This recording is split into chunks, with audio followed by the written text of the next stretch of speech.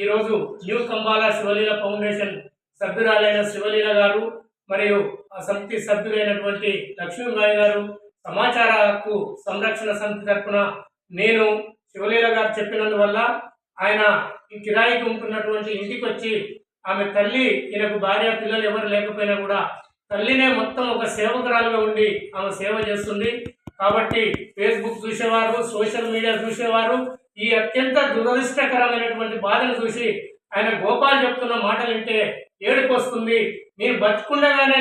నన్ను తీసుకుపోయి నన్ను చంపి నాకు శవ పరీక్షలు కూడా ఒక ట్రీట్మెంట్ కళాశాల విద్యార్థులకు నేను అన్ని అవయవాలు దానం చేయడానికి నేను సిద్ధంగా ఉన్నా. దయచేసి నన్ను తీసుకుపోయి ఒక కళాశాలకు హాస్పిటల్కి అప్పచెప్పి బ్రతుకుండగానే నా ప్రాణం తీసి మీరు నా శవాన్ని వాళ్ళకి పరీక్షలు చేయించుకోవాల్సింది కూడా మాకు విజ్ఞప్తి చేసిండు. కాబట్టి ఈ తరుణంలో రాష్ట్రంలో ఉండబడినటువంటి గవర్నమెంట్ మంత్రులు, ఎమ్మెల్యేలు, ఈ ఫేస్బుక్ చూసే వాళ్ళందరూ కూడా, సోషల్ మీడియా చూసే వాళ్ళు ఈయనకు వచ్చినటువంటి జబ్బుని నయమైనంత వరకు కూడా ట్రీట్మెంట్ ప్రభుత్వ పరంగా చేయిస్తూ 25,000 రూపాయలు నెలకు పింఛన్ ఇచ్చి ఈయనకు ఒక యజమాని